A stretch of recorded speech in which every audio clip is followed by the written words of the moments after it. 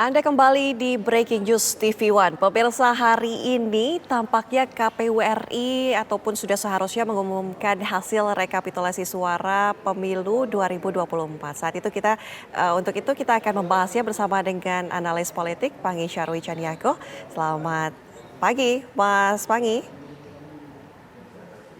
Pagi Mbak Ana, pagi Mas Oke. Ilham. Akhirnya nih Mas Ilham, Mas Pangi sudah bisa bergabung bersama kita di sini. Mas Pangi, langsung saja ya, kalau misalnya Anda melihat dinamika politik yang terjadi pada pemilu 2024, mungkin secara garis besar ya, seperti apa? Ya sebetulnya kan memang dinamika politik seperti ini kan masih relatif ya, tidak terlalu seperti 2019. Justru menurut saya demonstrasi di Bawaslu itu berdarah-darah ya. Di KPU itu jauh lebih besar mobilisasinya, kemudian pengerahan masanya pada masa itu gitu. Meskipun waktu itu memang hasil rekapitulasi itu kalau nggak salah diumumkan penetapannya jauh H-1 kalau nggak salah tengah malam. Setahu saya nanti mungkin saya nggak mendengar Bang Ilham tadi menyampaikan itu karena di Zoom nggak kedengaran. Hari ini kan ini adalah hari 20 Maret adalah hari penetapan terakhir ya batas dari timeline dari deadline yang sudah direncanakan.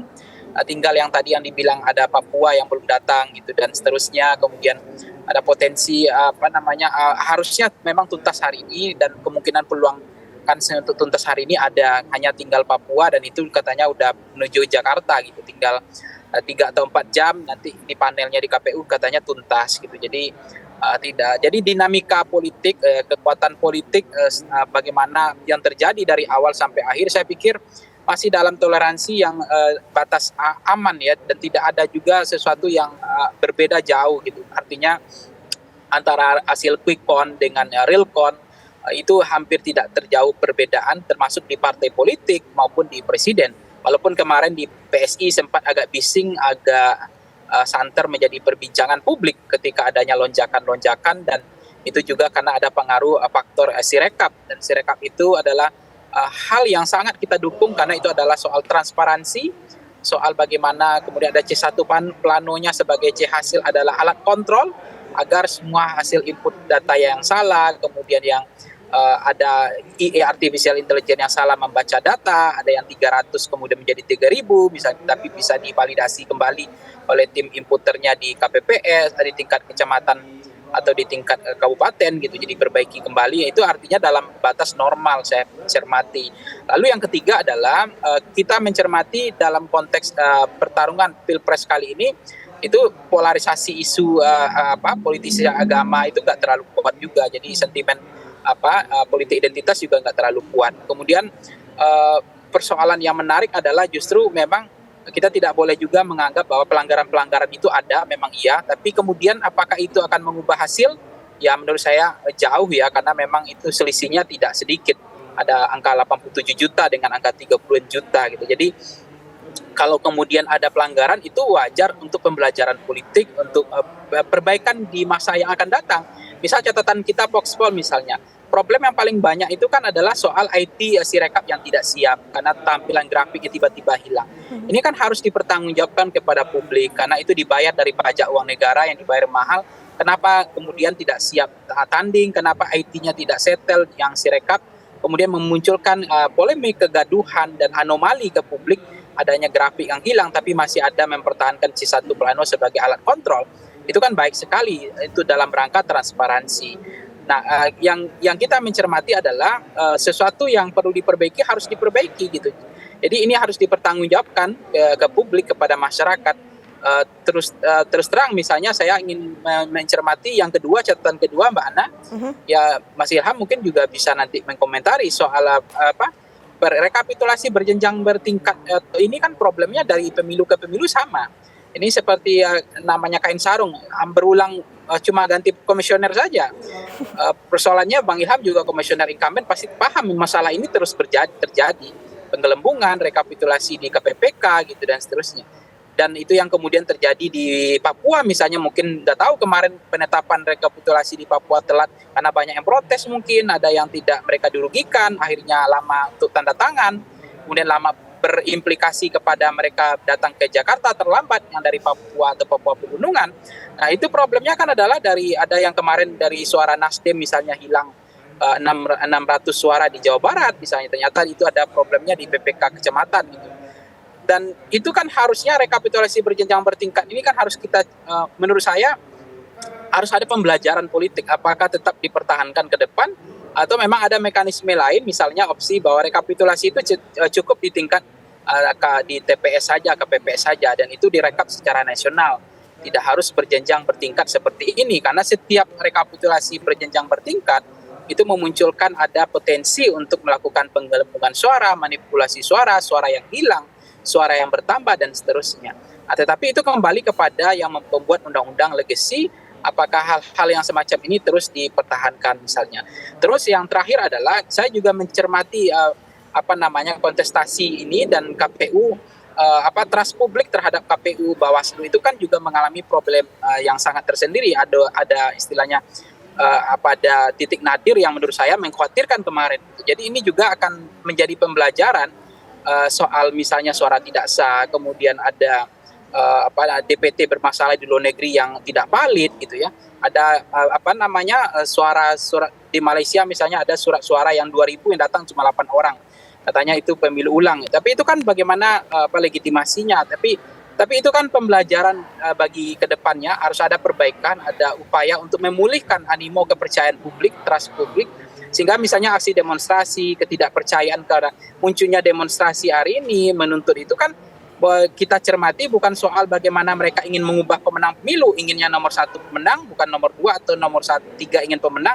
Saya cermati bukan kuantitatif sih, tapi mereka mencermati jangan kita anggap sepele, jangan seperti angin berlalu saja.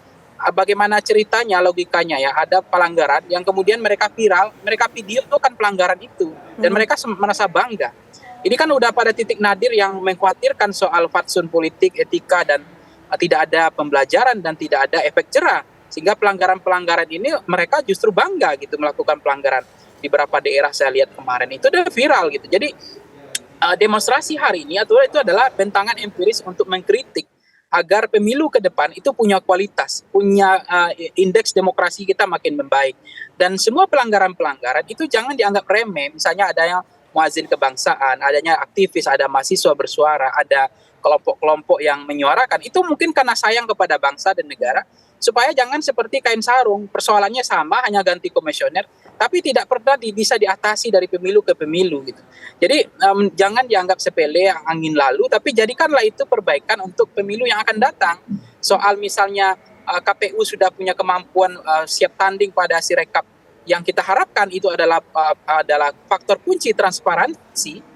Tapi ternyata itu juga mengalami problematik dan complicated gitu, masalahnya tidak teratasi sehingga grafiknya hilang gitu. Okay. Nah, bersyukur ada quick count. Kita bagaimanapun quick count misalnya orang tidak terlalu kemarin di awal karena bicara data, quick count kan banyak orang yang baper terhadap data, apalagi yang kalah misalnya.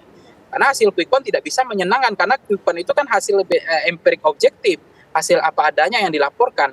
Nah tentu dengan adanya quick count kemarin itulah yang memandu, tiba-tiba ada partai yang satu partai kemarin tiba-tiba ada kemungkinan lolos ambang batas parlemen, kemudian publik bersuara, masyarakat bersuara, ada apa?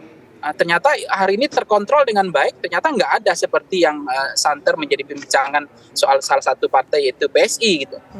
Anda bersyukurlah ada quick count, karena quick count bukan 1 atau 2 quick count, ada 10 atau setahu saya puluhan lembaga quick count yang kemarin itu yang kemudian menjadi kaca spion, memandu hasil, bukan tetap real count adalah hasil resmi, tapi bisa dibayangkan Mbak Ana, Mas Ilham, kalau nggak ada quick count, itu kan bisa berubah-ubah. Partai yang nggak lolos, ternyata realnya bisa yang lolos adalah yang nggak lolos, itu bisa, termasuk calon presiden bisa berubah posisi gitu. Jadi dimaknai quick count itu bukan soal cepat-cepatan, bukan untuk memenangkan yang sesuai dengan apa. Saya pikir juga kemarin lembaga quick count juga punya kepentingan tersendiri. Diserupai mereka pasti punya calon-calon juga klien mereka, tapi kan mereka nggak mau. Mereka ya kalah gitu, karena data nggak bisa secara kita baper terhadap data, dan itu fakta gitu. Jadi nggak kebayang kalau nggak ada quick count gitu. Bisa hasil pemilu itu bergeser-geser, berubah-ubah gitu. Partai pemenang pemilu legislatif Justru partai yang nggak lolos sama batas bisa lolos sama real count, kan itu bahaya. Atau hasil Sirekap ternyata PSI lolos, di hasil quick count PSI nggak lolos. Nah, ada apa? Nah, itu yang sebetulnya harus diekspos data, harus siap tanding. Karena yang ditakutkan oleh orang melakukan kecurangan kan adalah soal transparansi. Buka data, ekspos data. Kenapa hasil real count berbeda dengan Sirekap? Kenapa bisa Sirekap beda dengan quick count misalnya? Nah, itu artinya perlu dicermati bahwa dan kita tetap menghormati hasil real count karena itu hasil resmi, tapi bisa dibayangkan Mbak Ana kalau nggak ada quick count. Mungkin bisa berubah-ubah karena tidak ada kesesuaian ini. Begitu ya. Nah, itu yang kemudian membantu trayek untuk menjaga demokrasi kita supaya kualitas, indeks dan perbaikan terhadap demokrasi kita. Tapi yang terakhir persoalannya pemilu ke pemilu itu Bang Ilham juga 2 komisioner 2 periode, dia tahu masalahnya itu ke itu aja. Tapi ternyata tidak bisa teratasi. Justru hari ini misalnya rekapitulasi justru mundur daripada pemilu 2019. Kalau 2019 kan rekapitulasi lebih cepat. Amin 1 kalau nggak salah, udah diumumkan, udah ditetapkan.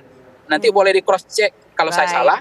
Tapi sekarang ini udah hampir, bayangkan kalau misalnya tersandra atau diambil itu oleh OPM atau KPU di Papua, itu kan nggak bisa ditetapkan, nggak bisa rekapitulasi final. Orang KPU-nya nggak ada gitu. Nggak sampai, jangankan ke Jakarta, tiba-tiba menghilang misalnya. Kan nggak kebayang itu Mbak tersandranya pemilu rekapitulasi kita nggak bisa masalah yang berulang mungkin nanti bisa ditanggapi oleh Mas kalau nggak tanda tangan. Tapi kalau mungkin aturan hukumnya, kalau misalnya dari KPU tidak tanda tangan, tidak ada penetapan di Papua, kan nggak bisa juga ditetapkan di nasional. Atau memang saksi atau tanda tangan itu dibutuhkan atau tidak dibutuhkan, tetap rekapitulasi. Kita jeda terlebih dahulu, nanti Mas Ilham kita minta tanggapannya mengenai tadi ada 3 poin yang sudah saya rangkum nih tampaknya. Usai jeda pemirsa, kami kembali dengan informasi lain untuk Anda sesaat lagi.